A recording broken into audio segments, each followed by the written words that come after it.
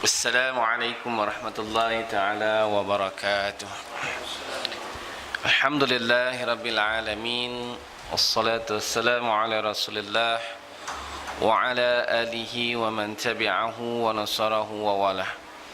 Ashhadu an la ilaha illallah wahdahu la syarika lah, wa ashhadu anna muhammadan abduhu wa rasuluh. Allahumma fassalli wa sallim ala sayyidina wa maulana Muhammad wa ala alihi wa sahbihi ajma'in. Subhanaka la ilma lana illa ma 'allamtana innaka antal alimul hakim. Rabbi shrah li sadri wa yassir li amri wa hlul 'uqdatam min lisani yafqahu qawli. Allahumma iftah 'alaina hikmataka wa ansur 'alaina min hazaini rahmatika ya arhamar rahimin. فقال الله تعالى في القرآن العظيم أعوذ بالله من الشيطان الرجيم وذكر فإن الذكرى تنفع المؤمنين وما خلقت الجن والإنس إلا ليعبدون صدق الله العظيم وقال رسول الله صلى الله عليه وسلم تعلموا ما شئتم فوالله لا يقبل منكم حتى تعملوا صدق رسول الله صلى الله عليه وسلم أما بعد. Hadirin hadirat muslimin muslimat yang dirahmati oleh Allah Subhanahu wa taala, alhamdulillah sama-sama kita mengucapkan puji dan syukur kepada Allah Subhanahu wa taala. Dan apabila kita memulakan kuliah, marilah sama-sama kita mulakan ia dengan umul kitab dan kita sedekah kepada junjungan besar Nabi Muhammad sallallahu alaihi wasallam, pada pengarang kitab ini, pada kedua ibu bapa kita, guru kita, seterusnya pada hadirin hadirat muslimin muslimat, mukminin mukminat, sama ada yang masih hidup maupun yang telah meninggal dunia. Al-Fatihah. أعوذ بالله من الشيطان الرجيم بسم الله الرحمن الرحيم الحمد لله رب العالمين الرحمن الرحيم مالك يوم الدين إياك نعبد وإياك نستعين اهدنا الصراط المستقيم صراط الذين أنعمت عليهم غير المغضوب عليهم ولا الضالين Amin. Bismillahirrahmanirrahim. Hadirin hadirat muslimin muslimat yang dirahmati oleh Allah Subhanahu wa taala, alhamdulillah bersyukur kita kepada Allah Subhanahu wa taala kerana masih lagi diberikan kesempatan peluang untuk dapat kita bersama-sama lagi berkumpul dalam majlis ilmu. Ya, majlis yang dituntut dalam agama Allah Subhanahu wa taala, iaitu ini agama Islam. Ya, kalau kita mengaku kita beriman ni tuan-tuan, maka hadirkanlah diri kita menuntut ilmu. Sebab menuntut ilmu ini adalah satu kefarduan daripada amalan fardu yang lain. Ini bertepatan dengan sabda Nabi sallallahu alaihi wasallam, talabul ilmu faridah kullil muslimin. Sesungguhnya ya menuntut ilmu itu satu kefarduan bagi orang-orang yang beriman. Kalau kita beriman ni tuan-tuan, rasa beriman kena cari ilmu lah. Nabi pun kata utlubul ilma minal mahdi ilal lahdi. Ya, carilah ilmu dari buayan sampai liang lahat. Maknanya kita ni tak ada non stop lah, tak ada berhenti untuk belajar. Ada pun dengar-dengar je macam ni. Kata Nabi kata jadilah aliman, orang yang mengajar. Tak boleh pun jadilah orang yang muta'aliman, belajar. Tak boleh belajar mustami'an. Jadi orang yang mustami'an. Tak mau jadi dengar orang, tak nak mau dengar, jadilah muhibban, orang yang kasih dengan ilmu. Kerana orang yang kasih dengan ilmu juga akan dapat manfaat daripada kelebihan ilmu tersebut. Baik. Hadirin hadirat muslimin muslimat yang dirahmati oleh Allah SWT, alhamdulillah kita cuba sambung lagi pengajian kita dalam bicarakan kitab Riyadhus Salihin karangan Imam An-Nawawi rahimallahu taala. Bagaimana Imam An-Nawawi rahimallahu ta'ala beritahu kepada kita bagaimana nak jadi orang yang saleh. Ya? Orang baik ni ramai tuan-tuan, tapi nak saleh dia kena kriteria yang tersendiri. Dia mesti ada ciri-ciri dia yang tersendiri. Dia tak boleh main jadi saleh-saleh gitu saja. Mungkin namanya saleh tapi perangannya toleh. Toleh ni maknanya benda hak tak elok dia buat. Jadi baik ni tuan-tuan, ramai baik. Kawan-kawan kita belanja makan, baik tak? Baik tak orang belanja kita makan? Baik kan? Dia soleh tak? Belum tentu. Sebab dia belanja tapi dia tak sembahyang. Ramai kawan-kawan kita belanja kita makan tapi dia tak sembahyang. Baik dia, tapi dia belum soleh. Soleh ni mesti orang yang berpegang kepada keimanan kepada Allah SWT. Kedua, dia mesti taat kepada Allah dalam melaksanakan perintah Allah SWT. Ini di antara ciri-ciri soleh. Dan ciri lagi untuk menekankan supaya seorang itu dapat nilai soleh. Dalam kitab ini dibicarakan bab yang pertama, iaitu bab ikhlas, ataupun dalam bicarakan niat. Niat yang ikhlas. Sebab niat ini Nabi dah pesan pada hadis yang pertama kita baca dahulu. Masya Allah. Ini special sikit Syekh. Biasa. Biasa jernih, hari ini dia keruh. Mungkin hujan. Terima kasih. Baik.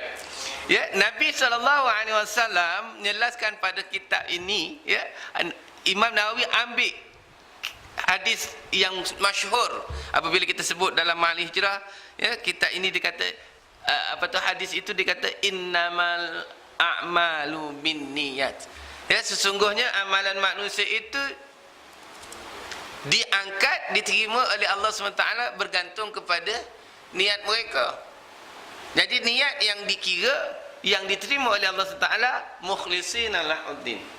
Niat yang ikhlas. Ada orang niat bukan baik ikhlas, ada udang sebalik batu. Niat dia. Jadi inilah nak bezakan orang soleh atau tidak. Mereka beramal lillahi ta'ala, kerana Allah Subhanahu Wa Ta'ala. Bukan kerana kawan-kawan, kerana jiran, kerana dari segi permulaan untuk nak melazimkan elok. Tapi kalau kita nak mendekatkan diri pada Allah supaya amalan kita ini diterima oleh Allah, letakkan ikhlas. Ya, bagaimana yang saya nyatakan selepas, ikhlas itu mestilah kita ni buat dengan tidak takut dengan kejian. Ni kita buat ni, orang kutuk kita ke, orang kata kita ke, orang cuca kita, kita terus buat. Ya, kita terus buat. Ini kena faham. Sebab itu Rasulullah SAW mengatakan dalam hadis yang lain, itil ma'ruf wajtanil munkar. Hendaklah kamu buat kebaikan dan tinggalkan kejahatan. Macam mana nak buat baik ni tuan-tuan? Macam mana nak buat baik supaya termasuk dalam kalangan orang yang soleh? Nabi kata, apabila kamu melihat suatu amalan yang pernah kamu lakukan, satu amalan yang pernah kita lakukan, yang disebut orang tentang baik kita, amalan kebaikan yang kita buat dan orang cerita kebaikan itu. Boleh faham dia? Maknanya orang cerita kebaikan kita dan kita pernah buat. Kalau kita tak buat, maknanya orang tu membuat cerita. Tapi biasanya kalau benda baik orang cerita, orang tak marah. Kan? Benda baik gitu. Apa kata Nabi? Apabila kita mendengar sesuatu ungkapan dari orang ramai tentang kebaikan yang pernah kita buat, macam mana kita nak kekalkan supaya ianya menjadi soleh? Kata Nabi SAW, faktihi, hendaklah kamu teruskan buat. Kita ni jadi lain kan? Kalau orang cakap baik kita, terus tak buat. Ini saya pun tak faham lah.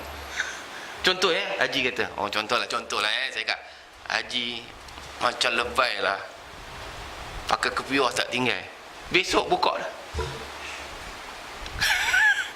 Dia malu orang sebut dia lebay. Sedangkan ungkapan lebay itu sesuatu benda buruk, benda baik. Habis yang kita berhenti benda baik apa? Ini perangai kita. Betul dia? Kalau dia kata, wah Haji tu rajin datang surau, dia datang awal je, besok lewat aja. Dia kata, apa saya datang lewat je?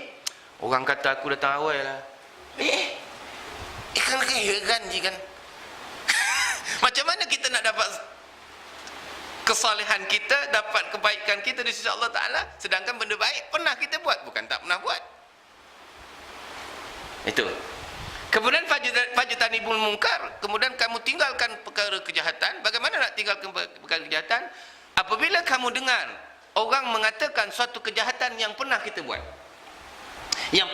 buat, kata Nabi, fajtanibu, tinggalkan. Ini dok. Dia jadi bangga pula. Ji, semalam pergi dangdut sampai pukul 2 pagi nampak? Aku ingat sampai pukul 3. Lah. Haji, orang sebut Haji pergi dangdut. Itu benda elok tak elok je? Ha? Tak elok ya? Habis yang pergi bangga pasal? Maaf cakap ya. Tuan-tuan janganlah marah saya. Jadi kalau tuan-tuan yang kaki dangdut tu kena sedar-sedar lah sendiri. Ya? Boleh je? Haji panggil pergi mana? Dangdut. Kalau pergi surau, okey lah juga. Dangdut, alamak, gatal kepala lagi. Itu baru seminggu sekali. Saya kalau tak boleh, saya hari-hari dia boleh cerita pula dia punya buruk. Kan malu namanya. Kan namanya benda itu kita bangga dengan kemungkaran, maknanya kita dah hilang iman kita. Na'udzubillah min zalik. Kita takut. Patutnya bila orang sebut kejahatan kita yang kita buat, berhenti. Insya-Allah orang tak umpat kita. Ya, tapi kalau kejahatan yang kita tak buat, orang cerita, namanya fitnah. Kadang-kadang umpat ni bagus juga tau. Orang umpat kita ni bagus sebab kita kena sedia menerima kritikan. Baru kita boleh mendapat kemajuan, boleh ke depan. Ya. Kemudian kata Imam Ghazali, hendaklah kamu takut akan pujian. Kalau puji-puji orang puji lebih-lebih sangat ni, kamu kena tinggalkan. Kamu waspada. Sebab ada orang puji ada makna kan? Ya? Puji ada makna. Sebab hak manusia dia boleh puji sekadar puji hadis bagi hadis. Puji manusia kepada manusia, baharu kepada baharu, sekadar puji kerana nilai baik. Cukup. Jangan puji lambung melangit. Ya? Ya, tengok Haji. Haji umur berapa Ji? 87. Tengok macam 15. Agak-agak tuan dengar ni agak sesuai tak saya? Cakap lah kan. Orang cakap Haji tengok macam 25 lah. Kita pun kembang semacam. Kan nampak bohong. Minta maaf je umur 58. Dia kata umur macam 25. Ini orang puji ni ada mana Syekh? Tak padanya. Paling-paling kalau 40-an tu gagah juga, maknanya tak lari jauh, beza je kan. Minta maaf je gurau je. Jangan kecil hati pula. Kasar saya kan. Ini bila kata wah Haji handsome dah, kembang tak pasal. Dah minum belum? Untung orang ya. Jadi puji yang itu tak sesuai. Kita kena hati-hati. Kemudian yang ketiga, bagaimana kita nak menilai diri kita ni ikhlas atau tidak? Iaitu kita tidak cari alasan. Tidak buat alasan dan tidak mereka alasan. Kita kena declare. Apa declare? Akui. Kalau kita silap, akulah silap. Ya? Ini dok. Alasan aja. Kalau tak jadi, memang banyak alasan. Jemput. Ji, pergi rumah je. InsyaAllah. InsyaAllah dia. Tapi tak sampai. Bila tanya kenapa tak sampai? Allah, bukan tak nak pergi Ji. Dia buat karangan dah. Ni ramai ni. Kabarlah. Minta maaf lagi, saya memang tak pergi rumah Haji. Saya ada hal. Betul ada hal. Ni kalau tak ada hal, memang dia buat karangan. Tahu tak? Dia buat karangan. Dia memang tak nak pergi. Cabatlah. Saya tak pergi rumah Haji lah, minta maaf. Habis cerita. Kan? Tak payah cari alasan. Saya bukan tak nak pergi, saya nak pergi. Tengah nak pergi tu orang datang rumah. Pada orang tak ada datang rumah pun. Bohong lagi dah. Dah lah tak pergi rumah orang. Bohong lagi. Inilah ciri-ciri yang menunjukkan kita tidak ada nilai keikhlasan. Baik. Tuan-tuan hadirin hadirat muslimin muslimat yang dirahmati Allah Ta'ala, kita tengok hadis yang kedua dari kitab Riyadhus Shalihin. Ya. Wa an ummul mu'minin Ummul Abdullah Aisyah radhiyallahu anha qalat qala Rasulullah sallallahu alaihi wasallam yaghzu jayshul ka'bata fa idza kanu bi baida'a minal ard yuhsabu bi awwalihim wa akhirihim.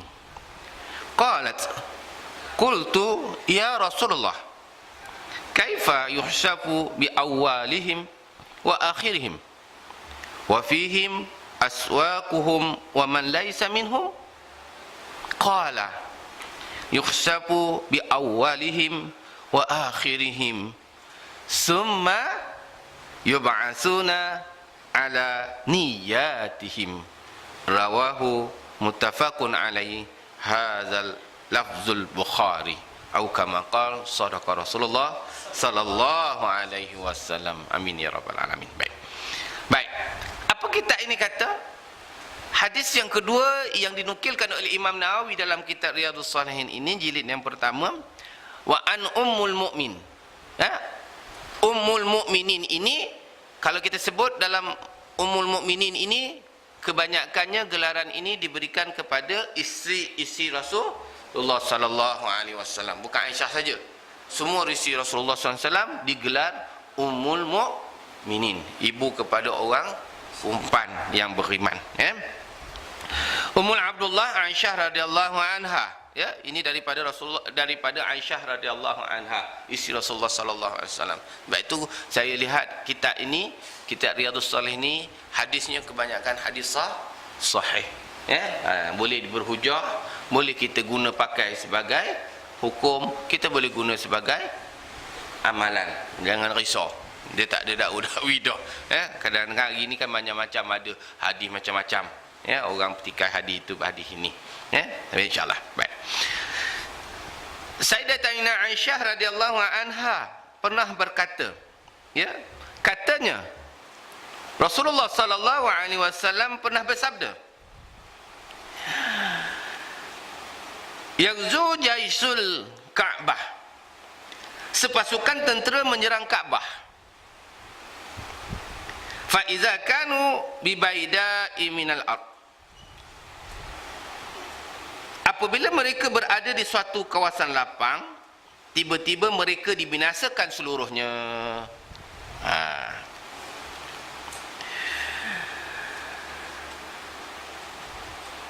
Maka Sayyidatina Aisyah berkata kepada Rasulullah, wahai Rasulullah, bagaimanakah mereka dibinasakan seluruhnya? Padahal ada di antara mereka yang dibinasakan itu orang yang berjual beli, berdagang, dan orang yang bukan daripada tentera itu. Apa kata kisah ini?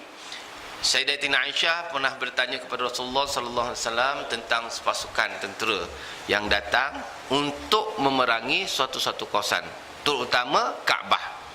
Ya, tuan-tuan, Kaabah adalah tanah yang diharamkan oleh Allah Taala baginya api neraka. Ya, haramain, dua tanah haram yang tersuci di atas muka bumi Allah Subhanahu wa taala, iaitu Makkah Al-Mukarramah dan Madinah Al-Munawwarah. Dua ni, ya, siapa yang dapat jejak kaki di sana, maka beruntunglah mereka tercatat di situ, ya. Sebab itu kalau kita pergi umrah sana, tuan-tuan, disunatkan kita pergi ke padang Arafah, ya, pergi padang Arafah supaya kaki kita pernah menjejak tempat para nabi berhimpun di padang Arafah dahulu, supaya kita boleh di padang mahsyar besok sebagai bukti kita pernah berada di sana.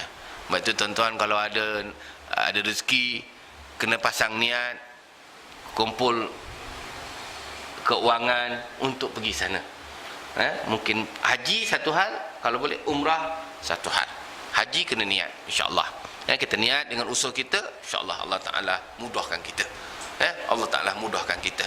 Tapi kalau kita tak ada niat langsung, memang tak ada lah. Kita niat nak beli rumah je, nampak rumah lah.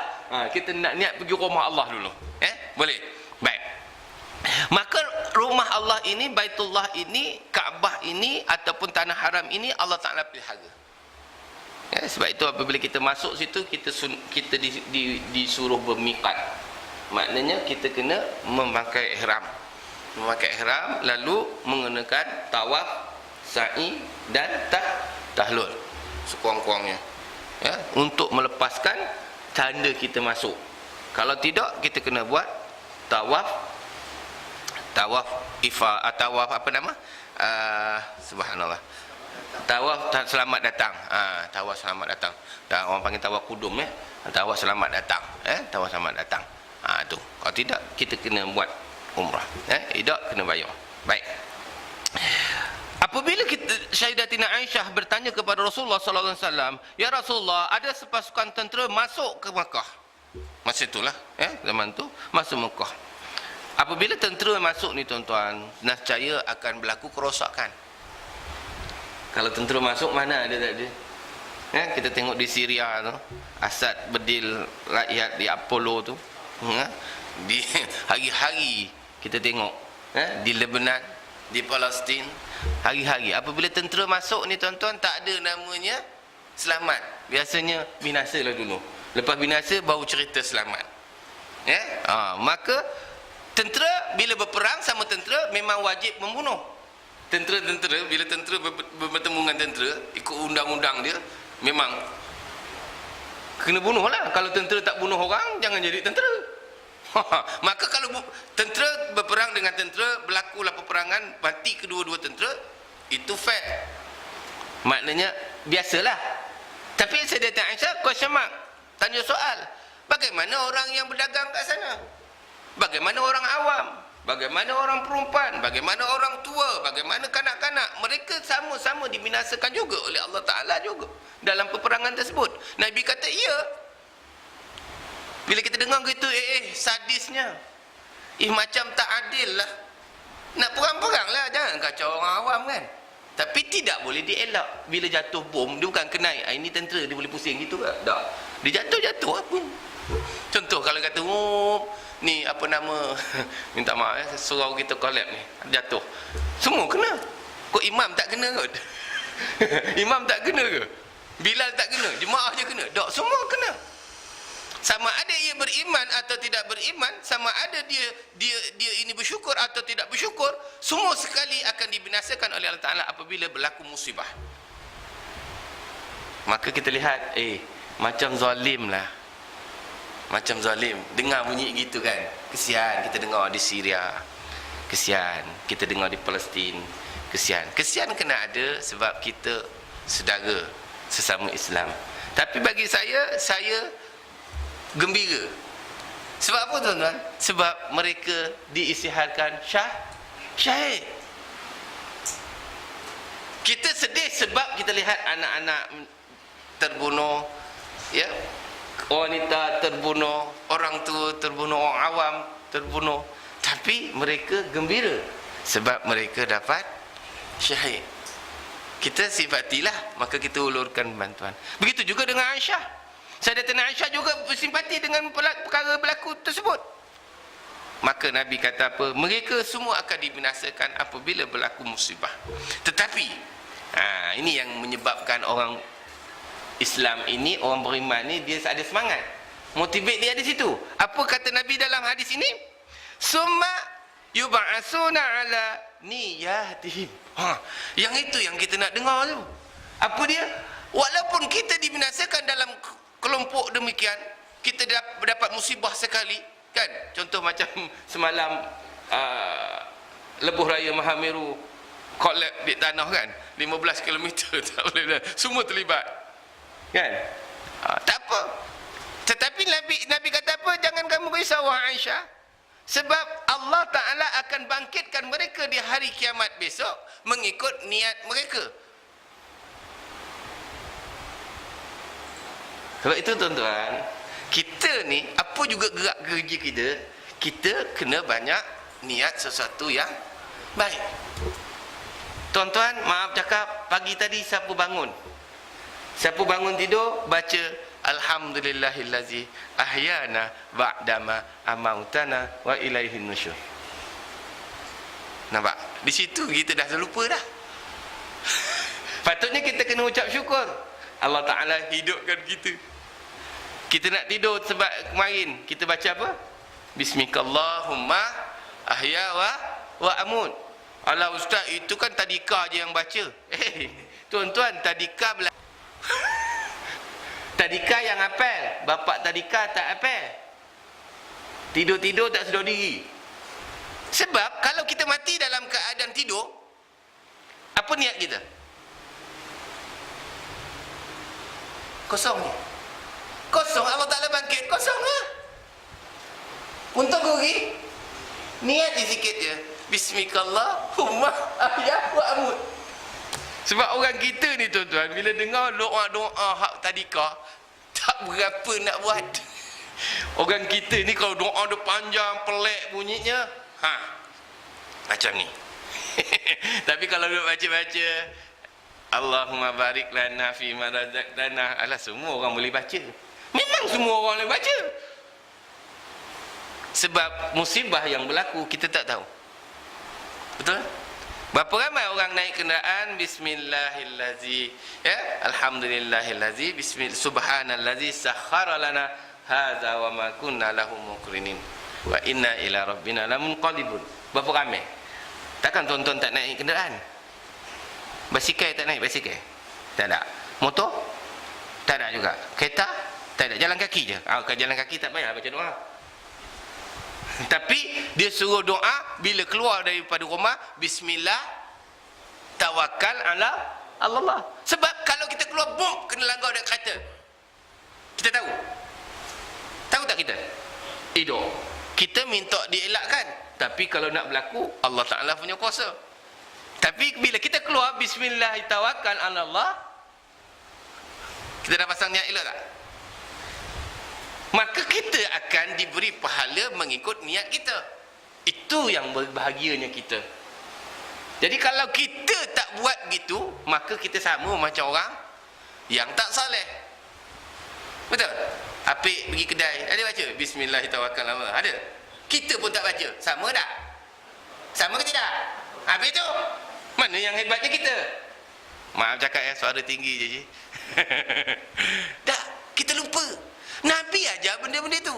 Sebab Nabi kata ni, Nabi lapik dalam keadaan musibah, Allah Ta'ala tak pandang kamu beriman ke, kamu tak beriman ke, kamu kufur ke, kamu baik ke tidak, kamu akan dibinasakan seluruhnya.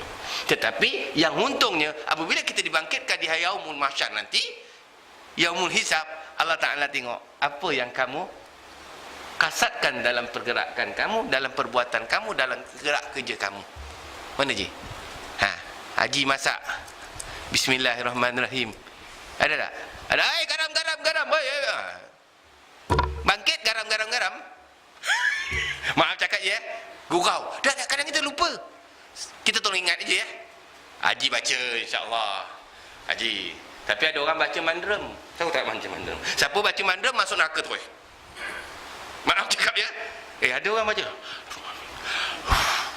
Nak bagi orang lain laku. Mandrem orang kata mandrem tu. Confirm je neraka terus. Sebab dia telah melakukan syirik. Bahaya. Tapi kalau kita bismillah selawat kan, sambil semuanya. Biar 10 kali baca, 10 kali masak, 10 kali. Berbuih lah ustaz. Daripada tak baca. Sekali kata goreng jatuh, sakit jantung, meninggal.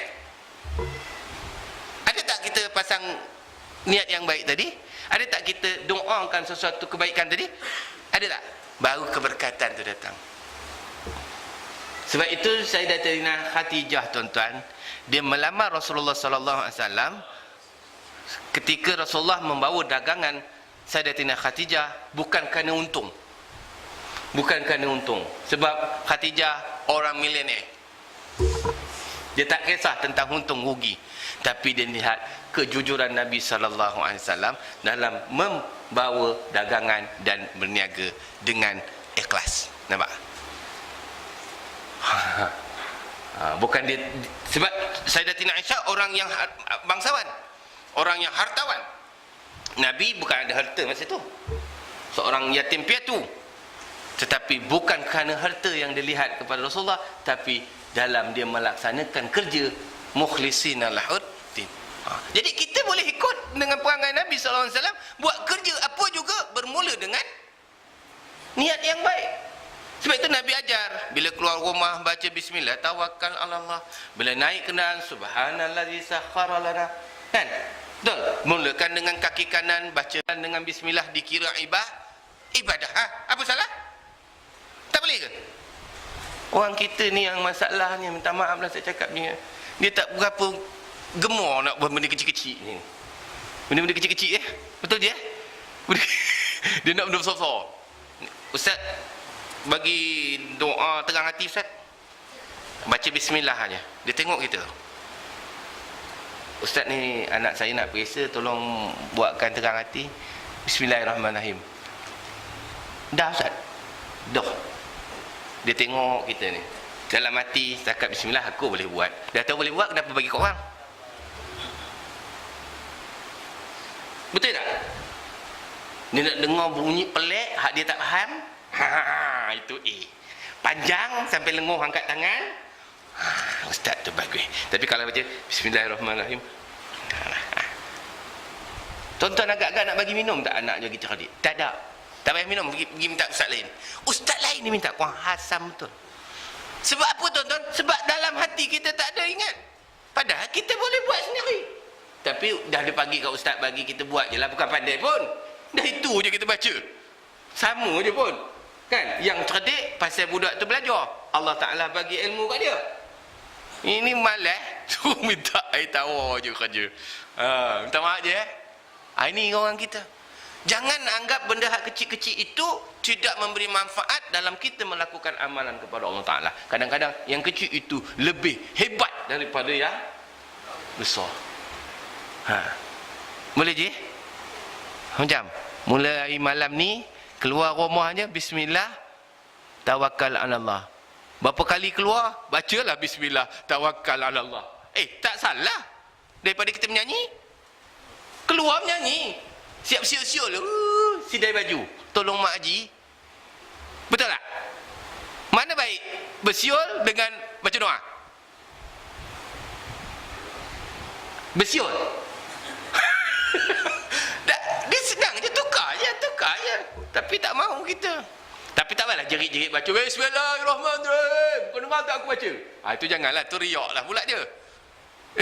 Tak payah baca sekadar kita memahami bahawa kalaulah berlaku musibah kita pada hari yang ditentukan Allah takdir kita dah bersedia dalam keadaan kebaikan. Boleh? Nampak?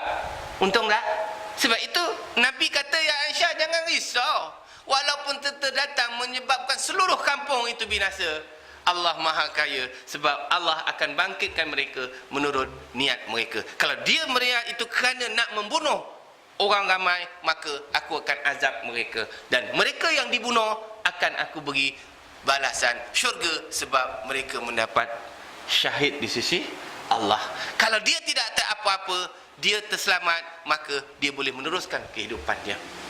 Nampak? Islam tak akan rugi, tuan-tuan. Kita je yang rasa tak rugi nak pakai Islam. Malu nak beramal dengan ajaran Islam. Ajaran yang ialah yang berat lagi bagus, tapi yang ringan kadang-kadang kita lepas pandang.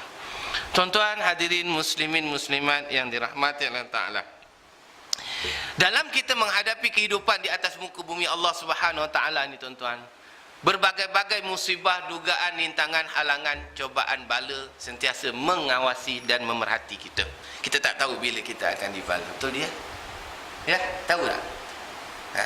Sebab itu dalam takdir, dia kata takdir mu'allaq dengan takdir mubram. Tali mu'allaq tergantung, boleh kita sandarkan dia dengan doa. Ad-doa silahul mu'min, kata Nabi SAW. Doa itu salah satu daripada senjata orang mukmin. Nabi SAW sendiri menghadapi kesusahan, menghadapi rintangan, menghadapi cabaran, ugutan, pulauan, Nabi sentiasa berdoa kepada Allah Subhanahu Taala. Kita pula doa je, relax aja. Kan? Lupa je. Betul tak je? Tadi pergi surau nak pergi sini ada baca bismillah tawakkal ala Allah. Tak ada kan? Nampak? Dah dapat cek dah. Kita baru pergi surau je. Kalau pergi market, tahu pergi market, pergi pasar lah, Pergi pasar. Ada baca bismillahirrahmanirrahim? Tak ada. Itu yang balik melanggar orang marah. Buta. Kan? Duk nak cari parking kan. Buta kah? Orang mana? Sebab apa?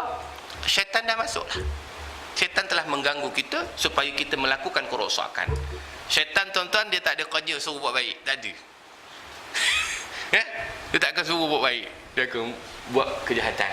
Jadi kita lapik diri kita dengan membaca doa-doa yang biasa harian kita. Doa pagi baca, doa masuk masjid, keluar masjid dan sebagainya. Kita boleh buatkan sebagai suatu, letakkan supaya dengan doa itu niat kita betul untuk melakukan ibadah kepada Allah Subhanahu Wa Taala. Ini dah. Baik. Tuan-tuan, orang yang berniat dan melakukan sesuatu kejahatan akan mendapat pembalasan daripada Allah Subhanahu Wa Taala di akhirat. Gitu juga niat kita, kalau kita tak ubah kepada kebaikan, kita niat kejahatan, akan kita lakukan kejahatan dan kita akan dibalas oleh Allah Subhanahu Wa Taala mengikut kejahatan kita. Macam tadilah tentera tadi masuk untuk menyerang satu kawasan, lalu dia membunuh penduduk-penduduk tadi dengan niat nak membunuh penduduk. Macam di Syria, mereka memang niat untuk nak membunuh rakyat dia. Contoh kan? Maka dia akan dibalas oleh Allah Ta'ala. Sebab itu kita jaga baca. Tadi imam baca, Allahumma salli wal muslimin wal mujahidin fi kulli makan wa fi kulli zaman. Kita boleh mampu di situ. Doa kita untuk sampai, sebab doa kita sampai kepada semua orang mukmin yang seluruh dalam dunia. Walaupun kita berada di Rambai Jaya. Tapi doa tu sampai. Maka dia menjadikan kekuatan untuk dia menentang kezaliman. Sebab tu doa tu. Kalau kita dalam sembahyang dipanggil kunut nazilah. Kunut mohon Allah Ta'ala berikan pertolong kepada orang-orang yang teraniaya. Kunut nazilah. Boleh kita baca, tak ada masalah. Lebih-lebih lagi ni sekarang kita berada di dalam bulan Maulid. Lebih-lebih lagi lah kita mohon kepada Allah Ta'ala supaya orang yang menzalimi orang-orang lain, supaya mereka itu diberi hidayah oleh Allah Ta'ala agar mereka tidak menzalimi orang lagi. Itu doa kita. Sebab itu tuan-tuan, Nabi SAW, dia apabila dia didatangi oleh orang musuh, Nabi akan balas dengan kasih sayang. Ini sifat Nabi SAW. Bila Nabi berhadapan dengan musuh, orang yang gasar, orang yang cengik, Nabi akan balas dengan kasih sayang. Maka tak akan berlaku pergeseran. Tapi kalau orang cengik datang, kita pun cengik juga, meletup. Maka nanti dalam hadis nanti akan datang, dia kata apa? Orang yang membunuh dan orang yang dibunuh, kedua-duanya neraka. Sebab apa? Dalam keadaan marah. Haji tadi pergi keluar nak parking, berebut, sama-sama marah. Sama-sama dah hilang akal, maka dua-dua kalau berlaku, Allah Ta'ala akan azab kita. Na'udzubillah min zalik. Sebab itu kita layan dengan baik kan? Macam saya cerita dulu tuan, kita ni kalau gaji, kita berebut nak pergi ke pasar raya, nak belanja dah masa tu, gaji ke pencen ke, biasalah kita ni dapat je gaji, dapat pencen, habis duit dicolok dalam ATM tu. Lepas tu pakat ramai-ramai bawa anak bini, satu keluarga pergi ke pasar raya nak beli barang. Masa beli tak ada gaduh, masa nak bayar tu dia kan suruh anak lagi sana satu, tengok mana kosong kan. Bila dah gitu kita kejap orang pun masuk, dia dah jadi hal lah. Cuba kita layan dengan lemah lembut, respect each other, ataupun kita kena letakkan menghormati orang lain. Selesai. Tapi pasal kita ada sifat marah, sifat geram, sifat tamak, itu yang menyebabkan syaitan lagi menghembuskan lagi. Lagilah kita. Tu yang kadang-kadang dah bayar apa muka merah lagi. Na'udzubillah kan? Sebab apa? Panas dia tak berhenti. Walaupun dah minum air banyak kali, ini dia antaranya. Tuan-tuan, Apa juga kita, biarlah kita bermula dengan niat yang baik, supaya apa juga yang kita buat itu menunjukkan kita untuk melakukan kebaikan. Ya, niat yang baik. Sebab itu dalam Islam dia kata apa? Husnul zon. Sangka baik dulu. Jangan tak sangka baik. Macam semalam orang tanya saya semalam saya ada kuliah. Ustaz, dia kata ini pasal kes saya bawa kes sembahyang berjemaah. Kes sembahyang berjemaah, kita pergi ke masjid tuan-tuan. Minta maaf ni iklan sikit. Pergi ke masjid. Pergi masjid. Ni bukan waktu. Ni dah luar waktu, dalam pukul 3 kita pergi sembahyang masjid. Saya kata, tuan, kalau tuan sembahyang tamam, tahu sembahyang tamam, orang yang bukan musafir, tuan-tuan tak boleh buat grup. Tuan-tuan kena tengok dalam ruang masjid, kawasan masjid tu ada tak orang berjemaah. Kalau tuan ada orang berjemaah, tuan kena ikut dia. Tuan tak boleh buat jemaah lain. Siapa yang buat haram, berdosa, tidak sah. Ni ramai ni kat masjid ni, saya nak cerita ni. Ni contoh, ni ada satu kumpulan berjemaah. Kita datang. Kita bawa 2-3 orang juga, satu keluarga. Tengok, jom. Kamat kita letak duduk kat sini. Dalam satu kawasan. Itu namanya 2 imam. Yang nombor 1 sah, yang sembahyang kemudian daripada nombor 1 tak sah. Semua tak sah. Berdosa, haram. Apa je? Macam tak percaya je. Itu namanya 2 imam dalam satu kawasan. Kenapa tak campur dengan dia? Pasal bukan kawan kita. Berjemaah ikut kawan ke? Tak. Okey, itu ceritalah. Ini sebab selalu kat masjid besar, kecuali dia belah atas dengan belah bawah, kita tak nampak. Tapi kalau dalam kawasan, sana penjuru satu, sana satu, betul tak? Pernah jumpa kan? Macam mana tu nak kira tu? Kecuali kita musafir boleh buat dalam satu masa. Tak apa, itu cerita lain. Okey, saya pendekkan cerita. Dia cerita, Ustaz, saya masuk ada orang sembahyang dia pakai rantai. Dia berjemaah, makmumnya pun pakai rantai juga. Jadi saya nak ikut ke tak, Ustaz? Saya pun tanya dia, syarat sah sembahyang pakai rantai sah tak? Sah, ikut je dia. Pasik Ustaz. Pandai pula jawab pasik. Kemas makmum ni. Pasik Ustaz. Untung juga dia pakai rantai semayang. Ada orang tak pakai rantai tak semayang. Maknanya janganlah pandang dia pakai rantai. Dia tengah berjemaah, ikut je dia. Sah. Perbuatannya yang haram. Sebab pakai rantai tak sesuai untuk orang lelaki. Faham? Kita ni allergic. Mentang-mentang kita pakai kepiah, orang pakai rantai, tak boleh jadi imam. Siapa kata? Mana kau belajar? Sah. Kalau tak nak, tunggulah sampai dia habis. Dia habis, baru boleh buat jemaah. Jangan kita buat jemaah asing. Pasal apa? Dia pakai rantai. Siap teritik pula dia punya subang. Bayangkan je, jadi imam. Agak-agak kita nak ikut belakang tak? Sah tak? Sah. Kalau bacaannya baik daripada kita. Cuma approach dia je lah tak apa comel. Sah tak dari segi hukum? Habis tu, yang kita nak kata tak sah, pasal? Sebab itu kita jangan menghukum. Jangan su'uzan. Pakai dulu. Lepas tu kita panggil, Syekh, hantar jadi imam okeylah. Kalau boleh buka. Kan dakwah terus. Ini tak cakap imam kerajaan. Bukan cakap dengan orang tu, cakap dengan orang ni. Apa tujuannya? Tujuannya saya cari salah orang. Betul tak je? Kita selalu macam tu. Imam tapi pakai rantai. Panggillah dia. Syekh, minta maaf nak cakap. Hantar imam okeylah, kena puji dulu. Nak tegur orang kena puji dulu. Betul. Kalau boleh rantai tu buka lah. Saya tadi terlupa. Dia jawab. Ini tak bukan cakap dengan dia, cakap dengan kawan. Tadi aku jadi imam tu pakai rantai. Selesai tak masalah? Tak selesai. Malah kita berdosa. Macam ni. Ini masalah kita. Sebab kita letak kasat kita memandang serong pada orang. Kita tak tahu. Jangan tengok lahiriah dia. Janji kita letakkan dulu. Pertama rukun, syarat sah dulu. Letakkan dulu. Kadang-kadang pakai serban besar-besar juga, minta maaf. Bukan serban sini, nampak lain. Kadang-kadang jubah berlabuh juga, tapi tolak jadi imam kaki keras. Faham kaki keras? Tolak jadi imam gitu dah. Apa saya? Tengok pakai ikut sunnah. Lepas tu boleh jadi imam. Tak mau. Apa saya tak mau?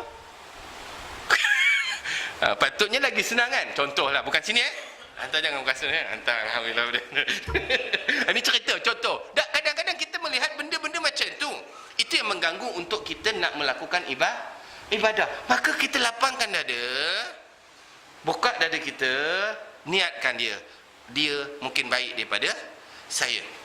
Selesai masalah. Kita lapang tak? Boleh tak jadi makmum kat dia? Senang tak? Kalau tidak, kita buat makmum lain, tak sah. Ramai ni minta maaf saya cakap. Macam mana nak tegur Ustaz? Ni masalah lah. So datang kuliah lah, dengar. Ni tak datang kuliah, tapi buat perangai macam pandai. Masalah. Minta maaf je Ini iklan je saya nak beritahu.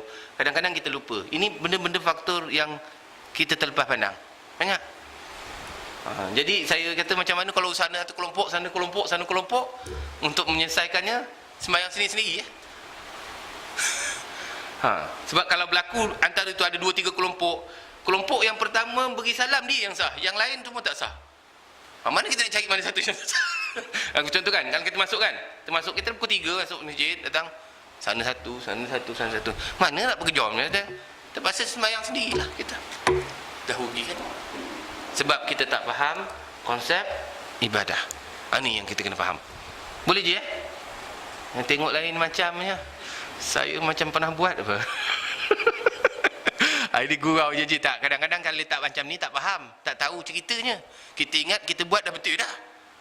Kan kita dengan keluarga kita, dia dengan keluarga dia, dengan satu keluarga dalam satu masjid. Betul tak? Kita gaduh kat Terengganu, Kelantan imam 2, ini 4 imam.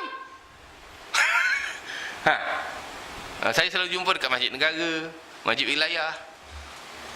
Macam mana nak tegur? Kita tegur, dia tengok kita kata bawah kan. Jadi ala kubil hal, kita sama-sama renung, carilah tempat-tempat yang boleh kita murajaah supaya kita dapat melaksanakan ibadah yang menepati. Jangan ikut suka kita je. Boleh je jadi saya rasa sekadar itulah yang dapat saya berikan pada malam ni. Sebab kita ada kematian, jadi kita beri laluan kepada qaryah kita untuk menguruskan jenazah. Dan insyaAllah dipahamkan pengurusi tadi ada kita tahlil di rumah arwah tu. Moga-moga rohnya ditempatkan bersama-sama orang yang soleh dan soleh insyaAllah. Jadi sama-sama kita, moga-moga Allah Ta'ala bukakan pintu hati kita untuk diberikan hidayah supaya kita dapat menepati amalan-amalan yang kita lakukan mengikut syariat yang benar daripada Allah dan Rasulnya insyaAllah. Dan moga-moga segala amalan kita ini diterima oleh Allah Ta'ala insyaAllah. Saya mohon banyak-banyak kemaafan sekiranya ada terlanjur bahasa menyinggung perasaan. Yang saya tanya-tanya tu bukan orang tu lah, contoh. Jangan kecil hati je jadi sekadar itu, aku liqouli hadza dan astaghfirullahalazim li wa lakum wa lisal muslimina wal muslimat wal mu'minina wal mu'minat bi rahmatika ya arhamar rahimin. Bismillahirrahmanirrahim. Alhamdulillahi rabbil alamin. Wassalatu wassalamu ala asyrafil anbiya'i wal mursalin wa ala alihi wa sahbihi ajma'in. Allahumma zidna ilma wa rzuqna fahma wa la hawla wa la quwwata illa billahil aliyyil azim. Allahumma jama'na hadza jam'an marhuma wa tafarraqna min ba'dihi tafarruqan ma'suma. Allahumma arhamna warham walidina warham ummat Muhammad wasturna wastur walidina wastur ummat Muhammadin fid dunya wal akhirah. اللهم افتح علينا فتوح العارفين اللهم افتح علينا فتوح العارفين اللهم افتح علينا فتوح العارفين الذين لا خوف عليهم ولا هم يحزنون ربنا آتنا في الدنيا حسنة وفي الآخرة حسنة وقنا عذاب النار والحمد لله رب العالمين. تأخير dengan tasbih kafarah dan suratul Al-Asr. Subhanakallah wa bihamdihi asyhadu an la ilaha illa anta astaghfiruka. Bismillahirrahmanirrahim. Wal 'asri innal insana lafi khusr إلا الذين آمنوا وعملوا الصالحات وتواصوا بالحق وتواصوا بالصبر وبالله التوفيق. السلام عليكم ورحمة الله تعالى وبركاته والله أعلم.